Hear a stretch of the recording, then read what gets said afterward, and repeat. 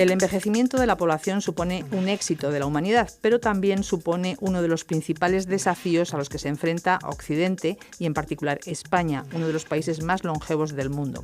Descubrir qué factores contribuyen a envejecer de forma más saludable es uno de los grandes objetivos de la investigación. Otro es enseñar y ayudar a las personas mayores a vivir mejor.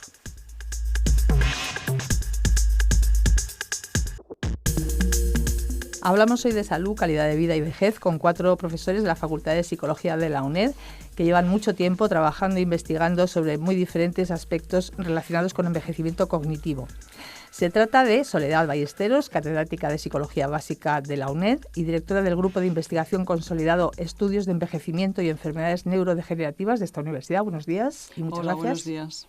Y otros 3 profesores e investigadores de este grupo, que son Julia Mayas, del Departamento de Psicología Básica 2, profesora de Psicología de la Memoria. Julia, buenos días. Buenos días, Maite.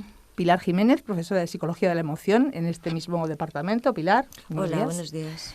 Y José Manuel Reales, profesor del Departamento de Metodología, especialista en Psicología de la Percepción e investigador también en este grupo. Buenos días, Bienvenido, José Manuel. Soledad, el hecho de que cada vez más personas vivan más años, como decíamos al principio, es todo un logro, un éxito de la humanidad. Pero ahora no se trata solo de vivir más años, sino que se trata de vivirlos mejor. Y en este sentido la psicología, la investigación, la ciencia, la medicina está volcada. Efectivamente, el incremento, como ya se ha dicho, del número de personas mayores que vienen a la sociedad, pues es un éxito de esta sociedad que ha logrado que la gente viva más años. Pero, como decías, no se trata de vivir más años, sino de vivirlos libres de enfermedad y en condiciones óptimas de salud. Es decir, que las personas puedan vivir más años de manera independiente, sin necesidad de tener que depender de otras personas para poder sobrevivir. Y bueno, este es un tema que actualmente preocupa pues a todos los países, a los gobiernos, a las familias y sobre todo también a las personas que sienten que llegan a mayores. O sea, digamos que es un tema que está muy inmerso en los problemas que tiene en estos momentos la sociedad. Entonces, claro, como también se ha dicho, el aumento, este cambio demográfico tan importante, pues hace que los investigadores traten de poner en marcha distintos programas, de realizar distintas investigaciones que ayuden a conocer cuáles son las formas más adecuadas para ayudar a las personas a envejecer satisfactoriamente. Y además para atender de forma eficaz a este colectivo de personas que por otro lado es muy diverso. A veces entendemos la población mayor de una forma demasiado unitaria, ¿no? Hace falta personas bien formadas, especializadas y que sepan atender de forma eficaz a este colectivo. En este sentido, a mí me gustaría que comentaras el plan de formación que tiene la UNED. Bueno, pues hace ya casi 15 años, diría, desde el año 2001, pusimos en marcha en la Universidad Nacional de Educación a Distancia lo que conocemos como Programa Modular en Gerontología y Atención a la Tercera Edad. Se trata de un programa de 2 cursos completos. Un primer curso da lugar al título de experto en gerontología y atención a la tercera edad y un segundo curso, una vez superado el primero, da lugar al título de máster en gerontología y atención a la tercera edad.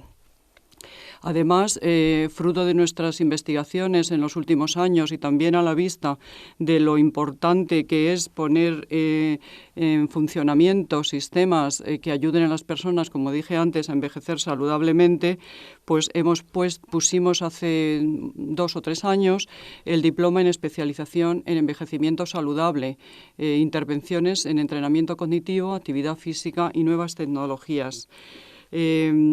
Este creo que es un curso o un programa interesante porque el objetivo es ayudar a que las personas envejezcan de manera saludable y a poner en marcha una serie de programas o investigar y traer a la luz pública, a la opinión pública, los resultados de esos estudios que parecen indicar que tienen potencial para lograr que las personas no solamente vivan más años, sino que vivan en plenas facultades físicas y mentales. Los interesados por esta formación y por especializarse en este campo pueden obtener toda la información de la oferta educativa de la UNED en este ámbito a través de la página web de la Fundación, fundación.uned.es. Eso es. Y además estamos ahora en plazo de matrícula. Sí, porque los cursos estos empiezan en enero en lugar de empezar en octubre como suelen empezar otros cursos y se desarrollan pues hasta mitad de septiembre. Digamos que van desde enero a septiembre. Y para entrar en materia y centrándonos ya en lo que significa envejecer desde el punto de vista del funcionamiento cognitivo, Julia Mayas, ¿qué pérdidas se producen en el envejecimiento y qué ganancias, si es que se puede hablar de cambios positivos también? Pues efectivamente, aunque quizá la idea más generalizada en la población es el hecho de que cuando envejecemos todo se convierte en pérdidas y el envejecimiento es prácticamente sinónimo de deterioro, pues vamos a ver que tenemos una parte positiva y una parte pues más negativa. Es cierto que durante el ciclo vital se producen muchos cambios y esos cambios están muy asociados al funcionamiento, a este funcionamiento cognitivo. Generalmente las personas mayores, y no tan mayores, empezamos ya a pensar que nuestra memoria, quizás que ese es uno de los procesos cognitivos que más nos preocupa, pues no funciona como funcionaba cuando teníamos 18, 20 años. Y de hecho, en parte, esto es cierto, es uno de los procesos cognitivos más afectados, pero hay que tener cuidado porque cuando utilizamos el término memoria, parece como que se trata de una única entidad y sin embargo tenemos diferentes tipos de memoria y no todos se ven igualmente afectados por el paso de los años. Yo creo que clásicamente podemos hacer una distinción entre lo que conocemos como memoria a corto plazo y memoria a largo plazo. La memoria a corto plazo es aquella que nos permite, pues, por ejemplo, si nos dicen un número de teléfono, pues poder recuperar esa información, esos números, en un periodo temporal muy breve. Generalmente las personas mayores no tienen muchas dificultades con intervalos cortos. Sin embargo, si tienen que hacer algo con esa información, manipularla, hacer cualquier cosa, ya van a tener más dificultades. Yo creo que el problema principal se encuentra sobre todo en los mecanismos de la memoria a largo plazo, porque aquí, que es además la memoria que a todos nos suena, qué hice ayer, dónde estuve la semana pasada, ese tipo de memoria que además exige consciencia por parte de la persona, es decir, traer a nuestro momento pues, esa información nos cuesta trabajo. Esa es la memoria de tipo declarativo, la que más se ve afectada por el paso de los años. Además, vamos a ser sinceros, desde una etapa bastante temprana, es decir, después del desarrollo, ese tipo de memoria en la mayoría de los estudios, especialmente los de corte transversal, no tanto los que siguen al mismo individuo durante un largo periodo de tiempo, muestran que esas caídas empiezan desde los 18 o 20 años aproximadamente. Sin embargo, dentro de la memoria a largo plazo, incluso de tipo declarativo, es decir, esa que exige una conciencia por parte de la persona, vamos a hacer también la distinción con la memoria del lenguaje, la memoria semántica. Ese tipo de memoria, el conocimiento del mundo en general y del lenguaje en particular, no se encuentra afectada en términos generales en el envejecimiento. De hecho, incluso en muchas investigaciones se ha encontrado que las personas mayores funcionan mejor que los jóvenes con este tipo de recuerdos. Y finalmente tendríamos otro tipo de memoria, que en este caso es la memoria de tipo no declarativo, no exige conciencia por parte de la persona, es decir, podemos recuperar esa información sin ser conscientes de ello. Este tipo de memoria funciona igual durante todo el ciclo vital, no hay cambios con el paso de los años. Por lo tanto, siendo la memoria uno de los procesos cognitivos que más se ve afectado por el paso del tiempo, hay que distinguir claramente a qué tipo de memoria nos estamos refiriendo. Incluso es cierto que la metamemoria, que es el propio conocimiento que tenemos sobre el funcionamiento de nuestra memoria, nos dice que, en términos generales, conforme va pasando el tiempo, pensamos que nuestra memoria funciona peor. Pero no es totalmente cierto. Es decir, una parte sí y otra parte... Depende de qué tipo. Efectivamente, depende de qué tipo de memoria. ¿Y qué otros procesos mentales también están afectados con la edad? Pues aunque es la memoria a la que todo el mundo se refiere generalmente con el envejecimiento, pues también hay que hacer referencia a algo tan importante como es la atención, que además se encuentra íntimamente relacionada con la memoria. Los procesos atencionales, que también no hablamos de algo único, sino que también hay distintos tipos de mecanismos atencionales, generalmente también se ven afectados por el paso de los años, pero tampoco todos igual. Aunque aquí hay, la clasificación de los tipos de atención que hay, no nos vamos a entrar porque creo que necesitaríamos un par de programas de radio para eso, pero sí me gustaría a lo mejor matizar la diferencia entre dos formas diferentes de atención.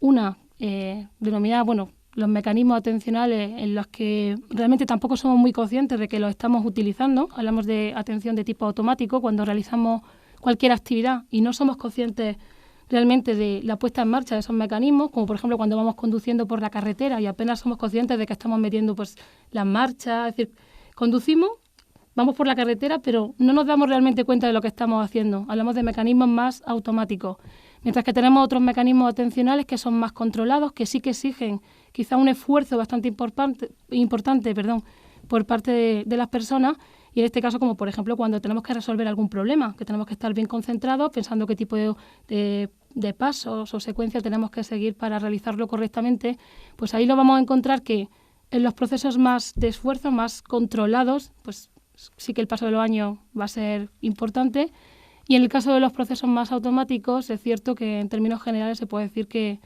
las personas mayores pues rinden de manera similar a cómo rinden las personas jóvenes. Luego habría otros procesos como la velocidad de procesamiento, que yo creo que sí que es un tema importante. Nos hacemos más lentos en todos los sentidos. Igual que físicamente somos a nivel motor, somos más lentos, pues también a nivel cognitivo prácticamente las funciones cognitivas todas se enlentecen, lo cual no quiere decir que cualitativamente funcionen peor, simplemente cuantitativamente pues van más despacito. Y yo creo que habríamos otros procesos, pero... Sí, de todas formas hemos dicho que las funciones en general se deterioran, las funciones mentales que tú acabas de mencionar, las más importantes, pero también que puede haber cambios positivos, no sé si llamarlo ganancias. Sí, de hecho lo que ocurre por ejemplo con la memoria semántica, el vocabulario, etcétera, podemos decir que se trata de una ganancia, también la experiencia. Y luego, con respecto a incluso algunas funciones de tipo más emocional y no tanto de corte cognitivo, también se producen ganancias importantes en la manera en la que las personas mayores... O sea, que se mejora con la edad. Sí, se puede mejorar con la edad, por supuesto. Julia ha hablado de un tipo de memoria que no se deteriora con la edad, como es la memoria implícita, que se refiere a una memoria, digamos, hasta cierto punto automática, aunque no es totalmente automática, porque estudios mismos de nuestro grupo hemos mostrado que incluso este tipo de memoria requiere un cierto volumen de atención. Bueno, pues este tipo de memoria no se deteriora no ya con la edad, cuando estamos hablando de un envejecimiento normal, sino tampoco hemos encontrado que es similar en enfermos con déficit cognitivo leve e incluso con pacientes de Alzheimer en los primeros grados de la enfermedad o en los primeros niveles.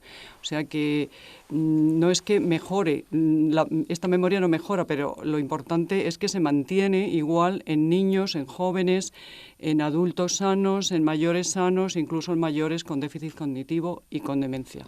Sin embargo, lo que sí se deteriora, hablando de las funciones de atención, es la capacidad para inhibir. Esto se deteriora con la edad. La persona no puede inhibir estímulos que estén en el medio ambiente y que la van a perturbar, le van a distraer, digamos, de la tarea que está haciendo en ese momento o de la información que está procesando en ese momento. Yo creo que esta puntualización también la podemos hacer, porque es cierta. En Sin Distancias hablamos hoy de funcionamiento cognitivo y edad. Nos acompañan 4 investigadores de la UNED, del Grupo de Estudios de Envejecimiento y Enfermedades Neurodegenerativas de esta universidad. Envejecer no es sinónimo siempre de deterioro, hay funciones que se mantienen e incluso otras que mejoran con la edad, como nos acaban de explicar Julia Mayas y Soledad Ballesteros. Pero, ¿de qué depende? Aquí vamos a introducir un concepto muy importante, el de plasticidad cerebral. Pilar Jiménez es profesora de Psicología de la Emoción de la UNED y miembro también de este grupo de investigación. ¿Qué es la plasticidad cerebral? Pues está claro que cuando nacemos nuestro cerebro no está hecho. Podemos decir que no está hecho. Cuando el niño nace, su cerebro, si tiene el desarrollo neurológico durante el desarrollo embrionario, correctamente, viene con una herramienta en aras de esa adaptación, pero en ese momento es muy limitada porque es la respuesta a los reflejos. Importante es, de hecho, la exploración cuando el niño nace más importante, aparte de la pediátrica, dentro de la pediátrica es la neurológica. El niño tiene que responder al reflejo de ponerle la teta de la madre para mamar o tiene que responder cuando el niño puede tener un sobresalto. Esas herramientas quieren decir que su cerebro está bien para funcionar, no hay ningún problema, pero de ahí, a partir de ese momento, nuestro cerebro, bueno, pues tiene la capacidad de crear billones de, bueno, pues de conexiones, de organizarse, de formándose constantemente. ¿Y qué ocurre? Que, bueno, pues de los genes depende, bueno, pues cómo se van conectando esas neuronas y cómo pueden establecerse esos patrones de configuración, pero realmente la exposición de nuestro cerebro al ambiente es la que va a hacer el resto. Por tanto, bueno, pues de una forma genérica podemos decir que la plasticidad cerebral se relaciona, bueno, pues con esa enorme flexibilidad para explicar nuestra capacidad adaptativa, que, como digo, va a ir creciendo desde esas primeras respuestas, mediante unas respuestas neurológicas muy simples, como son los reflejos, bueno, pues hasta nuestro comportamiento más organizado, más rico, más lo que supone el comportamiento humano. En definitiva, la plasticidad cerebral hace referencia a esa capacidad de nuestro cerebro para dar respuesta a todos los estímulos ambientales. Por lo tanto, con lo que a nosotros, bueno, pues en este contexto nos tenemos que quedar es que justamente la plasticidad refleja esa interacción entre, por un lado, la estructura cerebral y, por otro, la función cerebral, ya que, bueno, pues las conexiones neurales y el enriquecimiento de esa red van a depender de cómo vamos a ir nosotros funcionando con la experiencia y con la respuesta a toda la estimulación ambiental. Y esta posibilidad de adaptación y de respuesta a la estimulación ambiental se mantiene durante toda la vida, también el envejecimiento se mantiene. Bueno, pues podemos afirmar que esta adaptación neural y cognitivo persiste también durante el envejecimiento, bueno, pues proporcionando una forma de protección contra bueno, pues esa merma de las facultades físicas y, por supuesto, mentales que van aconteciendo, bueno, pues a medida que nos vamos haciendo más mayores, como decía Julia, o sea que tampoco tenemos que postergar la aparición de esos cambios cuando, bueno, pues estamos hablando de, pues no sé, de 80 años, 85 años. Pero, ¿cómo ocurre esta protección o qué es lo que mantiene o favorece esa cierta capacidad plástica, que por supuesto es menor?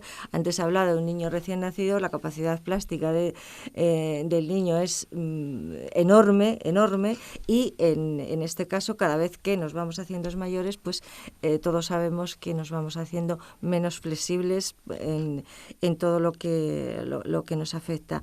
Entonces, ¿cómo ocurre esa protección y qué es lo que mantiene o favorece esa capacidad plástica cuando envejecemos?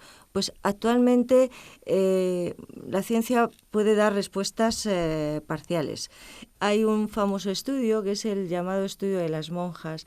¿Por qué es famoso este estudio? Y además, de alguna manera, fue el germen de cierto interés por estudiar todo esto relacionado con esa plasticidad. ¿Hasta qué punto podía llegar la plasticidad cerebral? Porque este estudio se realizó en unas condiciones que ya se quisieran tener cuando realizamos investigación. Era un grupo de monjas de una comunidad religiosa dedicada fundamentalmente a la educación y estas personas, por lo tanto, había una serie de variables que estaban totalmente controladas. El estilo de vida era el mismo. Si hablamos de más o menos estrés, las condiciones eran las mismas. La alimentación también era la misma y una de las variables que era realmente la variable de estudio es, dentro de esa comunidad de monjas, pues estaban las más formadas, las más, vamos a decir, intelectuales, que eran las que se dedicaban a impartir clase y con una actividad intelectual muy rica. Y dentro de la comunidad también, bueno, pues siempre las hermanas que se dedicaban a otro tipo de tareas más relacionadas con las labores domésticas. Y lo importante es, al ser un estudio muy grande de seguimiento de muchos años, una vez que las monjitas iban falleciendo, sus cerebros eran estudiados desde el punto de vista anatomopatológico. Y los resultados vieron que a personas muy ancianas que aún sus cerebros mostraban pues señales que podían ser compatibles con algún tipo de demencia, incluso con señales de placas de Alzheimer, pues esas personas no mostraban ningún tipo de tenían un rendimiento cognitivo totalmente normal.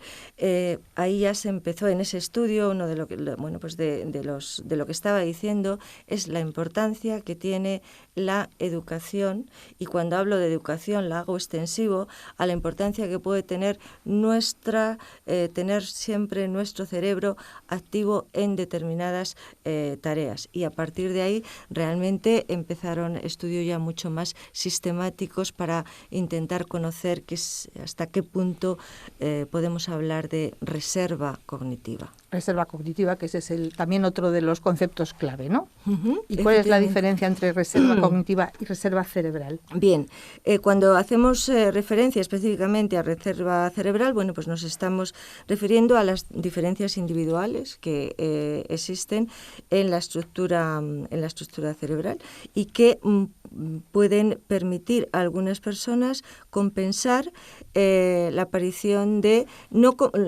más bien no compensar la aparición de la patología, sino compensar la aparición de los síntomas derivados de ciertas formas de patología. Pero cuando hablamos de reserva cerebral, exclusivamente son características de la estructura, es decir, características cuantitativas.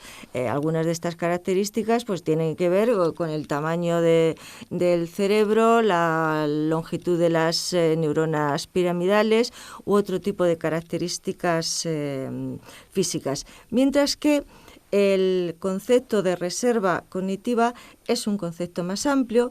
También es cierto que es un concepto más difícil porque escapa de lo que es la medida cuantitativa de ciertas estructuras y empezamos en el concepto de reserva cerebral intervienen otra serie de variables que se escapan a esa medida fácil. Entonces, el concepto de reserva cognitiva explica que no existe una relación directa entre el estado de un cerebro que pueda presentar determinada patología y los síntomas que esa persona presenta cognitivamente. Es decir, es como si hubiera un desfase entre la patología que pudiera presentar y la sintomatología que tiene, en el sentido de que esos síntomas o no aparecen o no responden a lo que pudiera esperarse. Y es Entonces, perdona, Pilar, sí. Y en esa reserva cognitiva es donde se puede incidir de alguna forma, mediante el estilo de vida, la forma de actuar, de leer, hacer ejercicio físico, del que hablaremos ahora con José Manuel Reales. O sea, todos estos factores que tienen que ver más que nada con conductas y estilos de vida. Efectivamente, precisamente la hipótesis de la reserva cognitiva postula que la actividad cognitiva es crucial para explicar esas posibles diferencias. Entonces, respondiendo a tu pregunta, ¿qué añade la reserva cerebral? Pues precisamente que el umbral que marca el declive funcional no está determinado exclusivamente por las características de nuestro cerebro, sino que puede modificarse en virtud de las experiencias a las que nuestros cerebros hayan estado expuestas. No solamente en nuestro desarrollo anterior de juventud y madurez, sino también de todas las experiencias a las que podemos estar expuestas durante todo nuestro proceso de ciclo vital. Y eso es precisamente ese añadido de la reserva cerebral.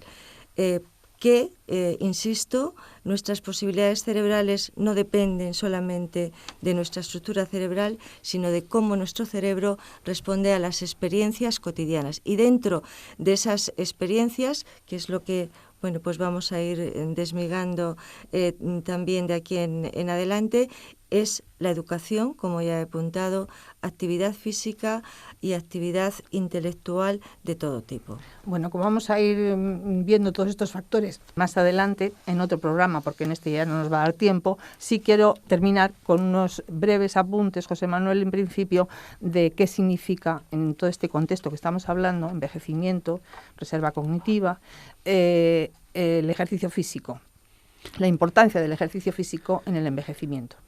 Empíricamente se ha demostrado que es uno de los factores claves para el buen funcionamiento cognitivo. Pero el ejercicio físico, la investigación ha indicado que tiene un efecto entre pequeño y moderado, depende de lo que se esté midiendo, sobre la capacidad cognitiva de los individuos, tanto memoria a corto plazo, memoria, velocidad de procesamiento, etcétera. Eso está demostrado. Ahora bien, el ejercicio físico hay que plantearlo, hay que contemplarlo desde la perspectiva de los objetivos vitales de la persona mayor. Si no se hace esto, el ejercicio físico por sí solo, para muchas personas mayores no va a significar nada. Actualmente ya empieza a verse a mucha gente, a muchas personas mayores, andando, haciendo por las mañanas, se les ve una hora por los parques, haciendo actividad aeróbica, y eso está muy bien. Incluso hay muchos gimnasios donde se ven personas mayores. Ha habido un cambio, hay un cambio de mentalidad, ¿no? De mentalidad, gracias en parte debido a los medios de comunicación que lo han mostrado claramente. El ejercicio físico es bueno para mantenerte sano. Cuida física y mentalmente. Física y mentalmente, ahí está la cuestión. Porque físicamente parece que si tú te entrenas físicamente, pues va a tener un efecto positivo sobre tu salud física, siempre y cuando ese ejercicio sea apropiado a tu estado de salud, no sea excesivo, esté estructurado, sistemático, etcétera. En ese sentido, ejercicio físico va a tener un efecto sobre salud física.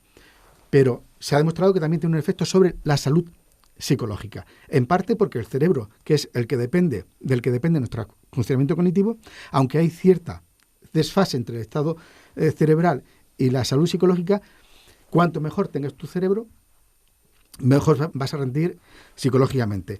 Y obviamente, aunque se están investigando actualmente las causas por las que el ejercicio físico afecta a la salud psicológica, se cree que es porque incrementa los procesos de neurogénesis, acelera el metabolismo, oxigena el cerebro, etcétera. Eso está en investigación actualmente porque no era muy obvio que eso se pudiera producir, pero la investigación lo ha demostrado, lo es, aunque el tamaño del efecto, como he dicho anteriormente, era pequeño o mediano. Lo más importante es que el ejercicio físico se entronque dentro de los objetivos de la persona mayor. Uh-huh. Si el objetivo de la persona mayor es ser independiente, entonces el ejercicio físico le va a servir como un instrumento para conseguir ese objetivo. Si esa persona, su objetivo es conocer a otras personas, por ejemplo, en el baile, hacer ejercicio físico, le va a ayudar a conseguir ese objetivo. Si una persona no tiene objetivos, la persona mayor en la edad avanzada, porque de alguna manera se abandona a sí misma, yo ya soy mayor, yo ya no espero nada, entonces, obviamente, hablarle de ejercicio físico va a ser como no va a tener sentido para él. Bueno, aquí lo vamos a dejar porque no nos queda más tiempo, pero de todo ello vamos a volver a hablar en un próximo programa y vamos a comentar, nos vas a comentar, José Manuel, con mucho más detalle el ejercicio físico, cuáles son sus ventajas y sobre todo cómo hay que enfocarlo en función de las distintas necesidades de cada uno. Así que aquí os vamos a despedir de momento. Soledad Ballesteros, catedrática de Psicología Básica de la UNED, Julia Mayas y Pilar Jiménez y José Manuel Reales forman parte del Grupo de Investigación, Estudios de Envejecimiento y Enfermedades Neurodegenerativas de la UNED y son unos grandes expertos en envejecimiento y funcionamiento cognitivo. Muchísimas gracias a los cuatro. Gracias. Hasta luego.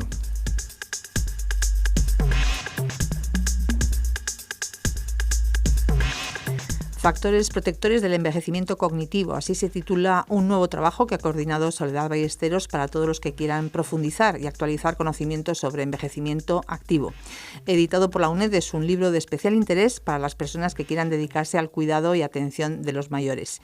Y recordamos también que la UNED imparte desde hace varios años un programa modular de formación en gerontología y atención a la tercera edad y desde hace poco un diploma de especialización en envejecimiento saludable. Soledad Ballesteros es quien dirige estas opciones formativas. La matrícula está abierta, consulten toda la información en la web de la Fundación de la UNED, fundacion.uned.es.